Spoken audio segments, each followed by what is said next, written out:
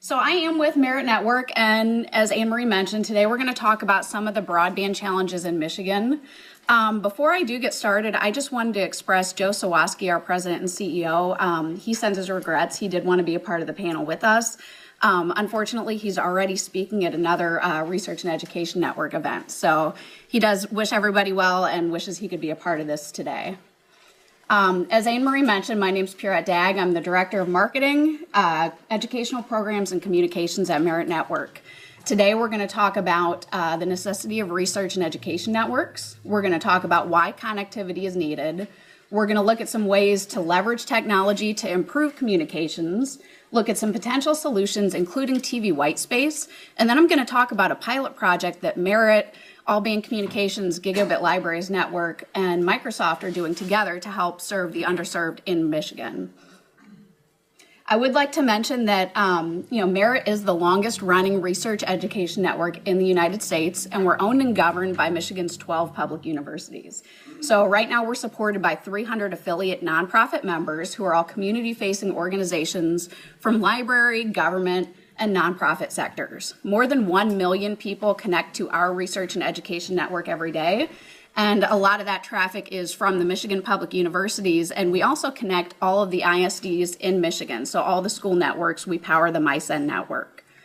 Our mission is to provide networking, security, and community services to member organizations while upholding the principles of an open internet. So this is our net neutrality statement that I'm going to slide in here. We'll always operate our network in an open and transparent manner, and will never block websites or throttle or degrade traffic.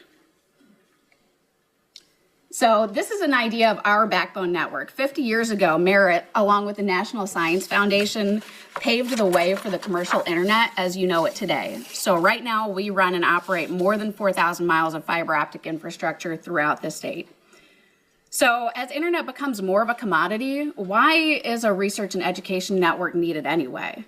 We really see ourselves as an important part of the telecommunications environment. So research and education networks that exist all throughout the United States are really more of a community building organization that just happens to leverage technology and networking to help make these other community organizations stronger and more successful. So we really endeavor to bring these organizations together to collaborate and learn, mostly in an educational environment. Right now, I'm going to talk about just a few statistics. These statistics are going to come from the Wireless Initiative for Last Mile Access. This is a study. It's sometimes known as WILMA. It's easy to remember, an easy to remember acronym. And it was done by the Quello Center, which BB is a part of, at Michigan State University. Some other members of the QUILT Network, other research and education networks, and Merit Network also contributed to this study. Advancements in technology are really transforming how we work, how we communicate, how we access information, educate our children, how we manage our farms, and how we provide medical care. These new capabilities are also driving economic growth, which I think some of my other colleagues are going to talk about today. However, and I don't know if you can see this, but this just is worth repeating very slowly here. 34 million Americans lack any kind of access right now to broadband. That equates to 10% of the total United States population, which is also 40% of rural America. In addition, this equates to 5 million households with school-age children. So this is really likely to reinforce the socioeconomic divides of these households. The Quello Center study, which you can find, the WILMA study, outlines other ways that developments in wireless broadband can leverage to fix this homework gap. So why do we need to worry about the underserved? Access to and use of the internet is really an integral part of everyday life. It's shaping how everybody participates and communicates in society. And a lot of these skills that you're going to learn through broadband connectivity are really required to be competitive in today's job market. Higher broadband penetration is also associated with higher per capita growth, so there's an economic development argument for it too. Some of the ways, you can leverage connectivity to improve everyday life obviously include education and alleviating the homework gap. Other options include telemedicine and remote hospice care. There are many hospitals and medical facilities that are in very rural parts of our country and in Michigan. And some things like telestroke are where perhaps you have a patient come in and your hospital is so rural you can't afford or you can't staff enough specialists.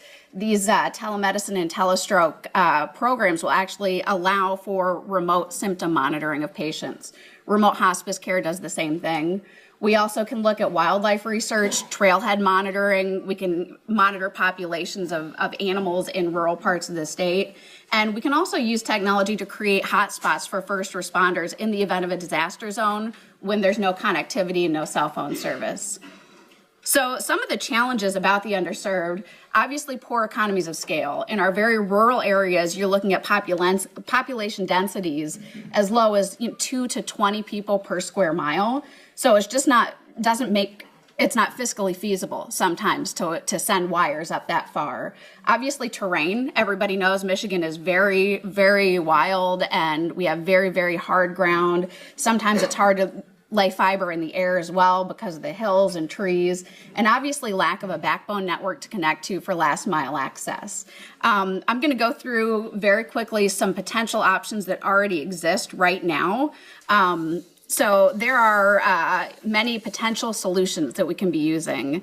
Various businesses have undertaken some of these already. So I'll talk about some that exist, and then I'll talk about a new technology that we're working with Microsoft to kind of help pioneer called TV Whitespace that might help solve some of these problems. So already existing is something that's called educational broadband spectrum. So this is something that is in existence today. The FCC originally envisioned this specifically for use with instructional materials. The problem with that is that there are a limited number of licenses. They're pretty much used up, and it's very difficult to obtain them right now. They're very scarce. With this EBS spectrum, end user devices connect to this using LTE technology, very similar to mobile devices. Wi-Fi mesh networks are generally used through a community, and those are to extend wireless or wireline-based coverage. So you would have a wire going to a community, and then this Wi-Fi mesh network would help extend that through homes and through businesses. This Wi-Fi mesh network relies on unlicensed spectrum, which is subject to FCC laws for unlicensed devices, which means there's no exclusivity with that network. TV Whitespace, basically what this is blocks of broadband spectrum that exist between the frequencies assigned to television stations. This is used to create wireless broadband connections that go over long distances. And there's two parts to this system. So there's a base station, which is mounted to a tower, and that connects to some sort of a backbone network like Merit's fiber optics. And then client stations are deployed in different areas, and those really serve as a version of a Wi-Fi hotspot, so you can deploy those in a pretty far radius. And, according to the Quello Center and the other research and education networks and some additional studies that I'm happy to share after the presentation, this TV Whitespace approach, which is brand new and, everybody's just kind of starting to figure out how to leverage this, is expected to provide the best approach to reach nearly 80% of the underserved population in Michigan. So with that, it's kind of been dubbed super Wi-Fi. And the reason it's called super Wi-Fi, is because it exists in a very low frequency. This low frequency means that it can penetrate physical barriers. So think mountains, think very dense urban areas where it's hard to get Wi-Fi and signal through buildings. And it can also travel very long distances. So that also makes it ideal for remote populations and difficult terrains. The way this spectrum works right now, the bands have not been configured to communicate with an end user device. So this would be more like transport. People would still need to connect to this through a Wi-Fi hotspot like those client stations. It's currently also subject to the FCC laws for unlicensed devices. The one downside to this right now is that just due to the size of the spectrum, vast amounts of bandwidth aren't necessarily going to be accessible through TV Whitespace. Right now, I'd like to talk just a little bit about this Rural Airband Initiative. So Microsoft created a Rural Airband program, and through it, it's partnering with local organizations to provide broadband access.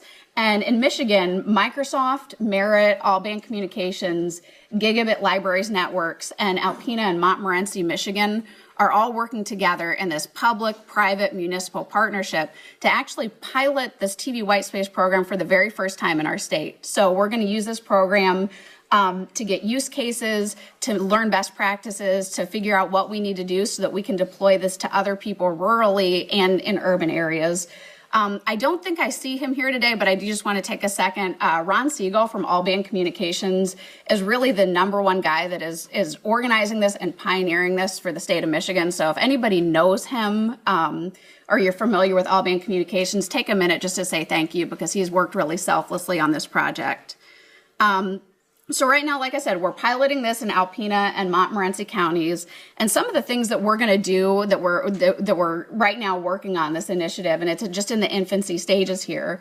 We're going to use this to alleviate the homework gap. So with this, specifically in Montmorency County, it's some of the most rural areas of Michigan, and these students will travel an hour and a half to 2 hours each way on the school bus to school. So these students are in school, then they get on a school bus and ride 2 hours to school, 2 hours back, no connectivity at all on the school bus. And also in most of those places, they have no connectivity in their homes either. So you have an entire generation of students in these counties that are trying to compete with students that are always on. And it's very difficult. So, one of the things that we're doing, and this is something that's pretty dear to Merritt as far as the educational aspect, is that we've actually deployed these base stations that cover 100% of the bus routes in Montmorency County, and we've put the client Wi-Fi hotspots onto the school buses, essentially turning each of those 2-hour school bus rides into Wi-Fi hotspots so the students are able to learn and research and do their homework as they're traveling to and from school. So that's just one use case that we're doing. Another one, we're looking at telemedicine for homebound patients. So we mentioned telemedicine, telestroke, and remote hospice care. We're working on some public safety initiatives, so being able to rapidly deploy hotspots for first responders when needed. And then we're also using this to help monitor remote populations of deer and other wildlife, and to do some other environmental research. There's a lot of environmental research stations up in Alpena and Montmorency. As I close this out, I just want to say that right now Microsoft is lobbying the FCC to reserve some of this TV white space spectrum in every geographic market. So it's something to consider that, perhaps we do need to utilize some of this for last mile communications as a public good. Right now, there's no policy protecting any of this spectrum at all. So, it's not a silver bullet. It's just one tool in the toolkit, but it is an opportunity to reach 80% of the unserved and underserved in rural and urban Michigan. So, it's just something to be aware of as you're supporting lawmakers and supporting policies. This could be a potential solution for us. Thank you.